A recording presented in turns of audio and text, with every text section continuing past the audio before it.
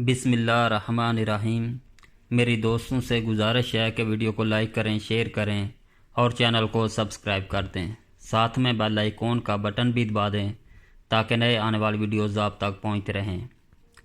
عثمانیوں کے دشمنوں ہسپانیہ اور پرتگال کے ساتھ معاہدہ کر کے ان کے ساتھ خوشگوار تعلقات پیدا کر کے اس مقصد میں ان سے امداد حاصل کرنا، نصرانیوں کے ساتھ صلح و آشتی کی اس پالیسی کی وجہ سے اسے یورپی ملکوں کے بہت سے مطالبات ماننا پڑے۔ مثلا فرانس کے سفیر کا اس نے استقبال کیا اور اس کے ہاتھوں امیر انطونیو ڈی بربون کے نام ایک خط ارسال کیا، جس میں فرانسیسی مطالبات کو ماننے پر اپنی آمادگی کا اظہار کیا۔ جولائی 1559 میں فرانسیسی امیر اور مولا عبداللہ کے درمیان ایک معاہدہ ہوا۔ اس معاہدے میں قرار پایا کہ عبداللہ فرانس کو ایک بندرگاہ پیش کرے گا، جس کے عوض فرانس اسے اسلحہ اور حربی سامان دینے کے علاوہ ایک فوجی دستہ مہیا کرے گا جو غالب کا خاص باڈی گارڈ ہونے کی ڈیوٹی دے گا، کیونکہ عبداللہ اب ترکی محافظوں پر بھروسہ نہیں کر سکتا تھا جنہوں نے اس کے والد محمد الشیخ کو قتل کرنے کے جرم کا ارتکاب کیا تھا۔ 13 اپریل 1559 کو ہسپانیہ اور کاتو کمبریسیس کے درمیان معاہدہ ہوا اور اس معاہدے کے نتیجے میں اٹلی کی جنگ رک گئی۔ فرانس کی کوشش تھی کہ کوئی ایسا طریقہ اختیار کیا جائے کہ ہسپانیہ کے ساتھ جنگ کا یہ سلسلہ پھر سے شروع ہو جائے، کیونکہ فلپ ثانی کو یورپ میں بہت زیادہ مقبولیت حاصل ہو چکی تھی، اس لیے کہ مذکورہ معاہدہ نے ہسپانیہ کے اٹلی میں اثر و رسوخ کو زیادہ کرنے میں مدد کی تھی اور فرانس اس اثر و رسوخ سے خوفزدہ تھا۔ اس وجہ سے مغرب کی اسلامی سلطنت سے تعلقات پیدا کرنے کی پوری کوشش کر رہا تھا۔ اس بات میں کوئی شک نہیں کہ فرانس مغرب کو اپنا قابل اعتماد حلیف سمجھتا تھا۔ اس طرح اس کی نظر میں قصر صغیر کی بندرگاہ کو اپنے محل وقوع کے اعتبار سے بڑی اہمیت حاصل تھی۔ یہ بندرگاہ جبل طارق سے صرف چند کلومیٹر کے فاصلے پر تھی۔ یہ علاقہ نہایت ہی اہم تھا اور اسے ہسپانیہ پر حملہ کرنے کے لیے استعمال میں لایا جا سکتا تھا۔ شاید یہی وجہ تھی کہ دولت عثمانیہ کا موقف اس معاہدہ کے بارے میں ایجابی نہیں تھا، کیونکہ اس بات میں تامل تھا کہ فرانس سعودیوں کے ساتھ مل کر کوئی وسیع کردار ادا کر سکے گا۔ دولت عثمانیہ اور فرانس کا ٹارگٹ ایک ہی تھا، ہسپانیہ پر حملہ کرنا، اگرچہ دونوں نظریات کے حوالے سے مختلف تھے۔ فرانس چاہتا تھا کہ ہسپانیہ پر حملہ کر کے فتح حاصل کرے اور بحر متوسط اس کی سیادت کا خاتمہ کر دے، لیکن دولت عثمانیہ کا ہدف تھا ہسپانوی حاکموں سے مسلمانوں کو بچانا اور اندلس کی سرزمین پر دوبارہ مسلمانوں کو قبضہ دلانا۔ 1559 کو حسن بن خیر الدین نے اس طرف توجہ مبذول کی اور اپنی فوج کو قلعہ بنی عباس کے امیر عبدالعزیز کے زیر نگی علاقے کی طرف مارچ کرنے کا حکم دیا۔ اس حملے میں مسیلہ اور اس کا قلعہ بنی برجا کے شہروں پر قبضہ ہو گیا۔ اس کی وجہ یہ تھی کہ عثمانیوں کی وہ پوزیشن مستحکم تھی۔ حسن بن خیر الدین نے 400 سپاہیوں کو وہاں نگرانی کے لیے چھوڑا اور خود باقی فوج کو لے کر بربرا کی اطراف میں بلاد حمزہ کی طرف واپس لوٹ آیا۔ اس دوران قلعہ بنی عباس کے امیر عبدالعزیز نے عثمانی فوجی دستے پر حملہ بول دیا۔ عثمانی محافظ دستہ اور امیر عبدالعزیز کی فوج کے درمیان گھمسان کی لڑائیاں ہوئیں۔ بالآخر ایک لڑائی میں قلعہ بنی عباس کے امیر عبدالعزیز مارے گئے۔ ان کی جگہ احمد مکران نے لی، جو کوکو کے نواحی علاقے کا سردار تھا۔ حسن بن خیر الدین نے اس کو تسلیم کر لیا۔ تیونس اور الجزائر کے علاقے میں مسیح تاجروں کو پریشان کرنے کی مہم میں شدت آ گئی، کیونکہ مسیح جہازوں پر حملے ہونے لگے۔ اس طرح ان بندرگاہوں سے بعض بڑی لڑاکا فوجیں بھی بھیجی گئی اور مشرق میں سلطان کی مدد کے لیے بحری بیڑے کا ایک حصہ بھی روانہ ہوا۔ مئی 1560 کو عثمانی بحری بیڑا نے بیالی پاشا کی قیادت میں جربا کے جزیرے پر حملہ کر دیا اور ہسپانیوں کے خلاف اس بیڑے نے اپنے مقاصد میں کامیابی حاصل کر لی۔ ہسپانوی جہازوں نے فرانس سے مدد طلب کرنے میں کوئی آر محسوس نہ کی۔ اس کے بعد یہ بات بالکل طے تھی کہ بیالی پاشا قسطنطنیہ واپس جانے سے کچھ عرصہ پہلے بحر متوسط میں غارت گری ضرور کرے گا، لیکن توغوت پاشا، جس کو داخلی شورشوں نے بے حد پریشان کر رکھا تھا، اس نے بیالی پاشا کو اس بات کا قائل کر لیا کہ وہ طرابلس کا رخ کرے اور تاجورا کے قریب بغاوت کو فرد کرنے میں اس کی مدد کرے۔ بیالی پاشا فاتحین کی طرح طرابلس پہنچا اور شہر میں بڑے تزک و احتشام سے داخل ہوا۔ اس کے جہاز جھنڈوں اور امتیازی نشانات سے سجے ہوئے تھے۔ زیب و زینت کا یہ سارا سامان دشمن سے چھینا گیا تھا اور مال غنیمت میں بانٹ دیا گیا تھا۔ دشمنوں کے جھنڈے سرنگوں تھے۔ بیالی پاشا طرابلس میں صرف چند دن ٹھہرا۔ یہ چند دن تاجورا کے باسیوں کو سرنش کرنے کے لیے کافی تھے۔ اس کے بعد وہ اپنے بحری بیڑے کو لے اپنے دارالحکومت کی طرف روانہ ہوا۔ حسن بن خیر الدین مغرب پر حملے کی تیاری میں مصروف رہا۔ اس نے قبائلیوں کی ایک ایسی فوج بنانا شروع کی جس کو وہ اپنی عدم موجودگی میں الجزائر کی حفاظت کی ذمہ داری سونپنا چاہتا تھا، کیونکہ وہ جنگ چیری فوج پر جنہوں نے خطروں کو محسوس کر لیا تھا بھروسہ نہیں کر سکتا تھا۔ موسم سرما 1561 کو عثمانیوں نے حسن پاشا اور اس کے ساتھیوں کو گرفتار کر لیا اور پاجولا استنبول بھیج دیا۔ حسن پاشا کے ساتھ فوج کے چند سردار بھی استنبول کے لیے روانہ ہوئے تاکہ وہ سلطان کی خدمت میں اس بات کو بیان کر سکیں کہ کن اسباب کی بنا پر حسن پاشا کو گرفتار کیا گیا۔ گویا ان کا کام تھا حسن پاشا پر لگائے جانے والے ان الزامات کو ثابت کرنا کہ وہ ترکی ٹریننگ سینٹر کو ختم کرنا چاہتا ہے اور مقامی لشکر پر اعتماد کر کے سلطان کے خلاف اپنی خود مختاری کا اعلان کرنا چاہتا ہے۔ لیکن سلطان نے احمد پاشا کی قیادت میں بحری لشکر بھیجا تاکہ باغیوں کو سزا دے اور بازنطین بدنظمی پر قابو پائے۔ احمد پاشا بغاوت کے سرنگنوں کو گرفتار کرنے میں کامیاب ہو گیا اور ان تمام فتنہ پرزاروں کو استنبول بھیج دیا۔ عثمانی فرمانروا سلیمان قانونی نے 1562 کے اواخر میں حسن بن خیر الدین کو تیسری مرتبہ پورے عزت و احترام کے ساتھ الجزائر واپس بھیج دیا اور پہلے کی طرح بربیکا کا منصب اسے سونپ دیا۔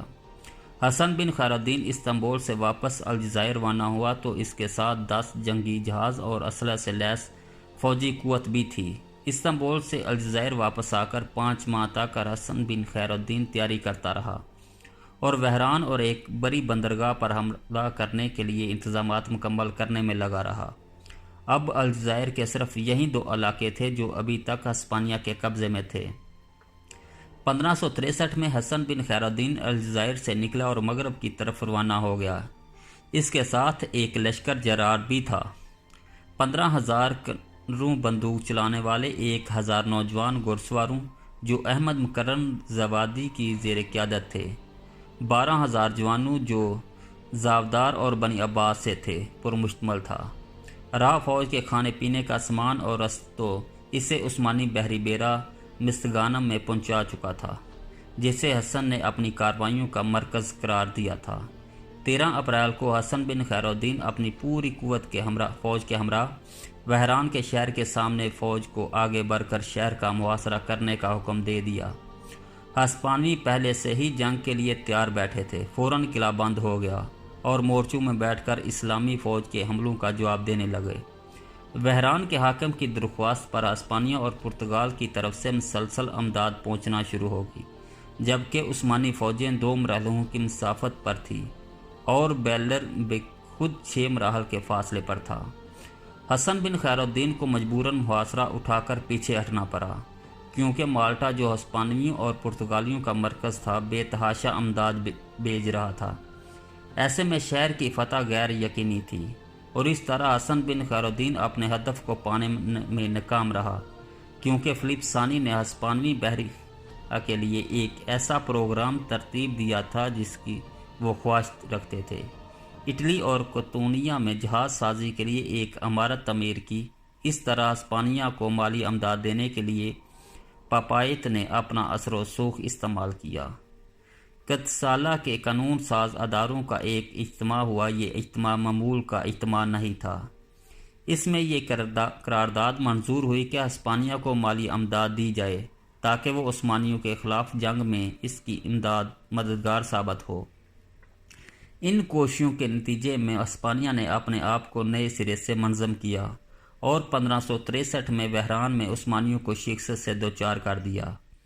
اب فلپ ثانی نے جزیرہ بادیس پر قبضہ کرنے کے لیے تیاری شروع کر دی تھی، چونکہ وہ بحران میں عثمانیوں کے خلاف کامیابی حاصل کر چکا تھا، اس لیے فتح نے اس کے حوصلے بلند کر دیے تھے۔ 1563 کو اس نے اپنی بحریہ کو بادیس پر حملہ کرنے کے لیے روانہ کر دیا۔ مجاہدین نے سخت مقابلہ کیا اور عثمانوی بحریہ ناکام واپس لوٹی۔ قابل ذکر یہ بات ہے کہ جزیرہ بادیس جبل طارق سے قریب ترین علاقہ تھا جو مغرب کی حدود میں شامل تھا۔ اس جزیرے کو مجاہدین کے نزدیک ایک اہم بندرگاہ کی حیثیت حاصل تھی، کیونکہ وہ یہاں سے بآسانی پانیوں کو عبور کر کے اندلس میں داخل ہو سکتے تھے اور اپنے اندلسی مسلمان بھائیوں کو ہسپانیہ کے علاقوں میں امداد فراہم کر سکتے تھے۔ یہی وجہ تھی کہ اس سے پہلے بھی اس جزیرے پر کئی حملے ہو چکے تھے۔ اس کے علاوہ عثمانیوں کا اس جزیرے پر قابض ہونا سعدیوں کے لیے بڑی پریشانی کا باعث تھا۔ وہ اس قبضے کی وجہ سے عثمانیوں سے ہر وقت خوفزدہ رہنے لگے تھے، کیونکہ انہیں اندیشہ تھا کہ وہ اس جزیرے سے نکل کر مغرب پر حملہ آور ہو جائیں گے۔ سلطان سعدی غالب با اللہ نے ہسپانیہ کے ساتھ اس بات پر اتفاق کیا کہ وہ بادیس کے مقابلے میں ہسپانیہ کی مدد کرے گا۔ بہت سے علاقے اس کے سپرد کر کے وہاں سے مسلمانوں کو ہجرت کرنے کا حکم دے دیا، بشرطے کہ وہ اس کے بدلے مغربی ساحلوں کی حفاظت کرے اور اس علاقے میں عثمانی بحریہ کا راستہ روکنے کی کوشش کرے۔ عثمانی بحریہ جو حملہ کرنے کی تیاری کر رہی تھی، جب اسے اس گٹھ جوڑ کا علم ہوا تو اس نے جنگ کرنے اور کا ارادہ ترک کر دیا اور الجزائر واپسی کی راہ لی۔ 1563 کے اواخر میں بادیس میں بوریہی رائس کو اپنا منصب سے معزول کر دیا گیا۔ عثمانیوں نے جنگ کا ارادہ ترک کر کے الجزائر کی طرف واپسی کی راہ لی۔ اب اس کے سامنے مشرق میں جزیرہ مالٹا کی ایک اہم مہم تھی۔ سلطان سلیمان قانونی نے جزیرہ مالٹا کو فتح کرنے کا پختہ ارادہ کر لیا، جو بحر متوسط میں مسیحیوں کا مضبوط قلعہ تھا، اور جیسا کہ گزشتہ صفحات میں ذکر ہو چکا ہے کہ یہ مقدس یوحنا کے گھڑسواروں کا مستقر تھا۔ سلطان سلیمان نے اپنا بحری بیڑا اس مہم پر روانہ کیا اور امیر البحر بیالی پاشا کو حکم دیا کہ وہ خود اس مہم کی قیادت کرے۔ اس کے علاوہ طرابلس اور جربہ کے حاکم درگوس RS اور حسن بن خیر الدین کو حکم دیا کہ وہ بھی اپنے بحری بیڑے لے کر اس مہم میں شریک ہوں اور مالٹا پہنچے، تاکہ اس جزیرے کو فتح کرنے کے بعد بقیہ اسلامی قلعوں پر جن پر غنیم نے قبضہ جما رکھا ہے فتح کیا جائے۔ حسن بن خیر الدین 25 جہازوں اور 3000 سپاہیوں کا ایک لشکر لے کر سلطان کے حکم سے مالٹا کی مہم کے لیے روانہ ہو گیا۔ 18 مئی کو اسلامی بحریہ جزیرہ مالٹا کے مدقابل پہنچی اور اس کا مضبوطی سے محاصرہ کر لیا۔ مسیح اس کارروائی سے قطعاً غافل نہ تھے۔ فوراً انہوں نے اپنے بحری بیڑے اور جنگجوؤں کو مسلمانوں کے سامنے لا کھڑا کیا۔ سسلی کے نائب الملک کی قیادت میں بھی فوراً مدد پہنچ گئی۔ 28 جہازوں پر مشتمل حربی بیڑا بھی میدان میں اتر پڑا۔ ان جہازوں پر جنگجوؤں کی ایک بہت بڑی تعداد سوار تھی۔ دونوں جہازوں میں زور کا رن پڑا، لیکن خونریز لڑائی کے باوجود یہ جزیرہ فتح نہ ہو سکا۔ مجبوراً مسلمانوں کو پیچھے ہٹنا پڑا۔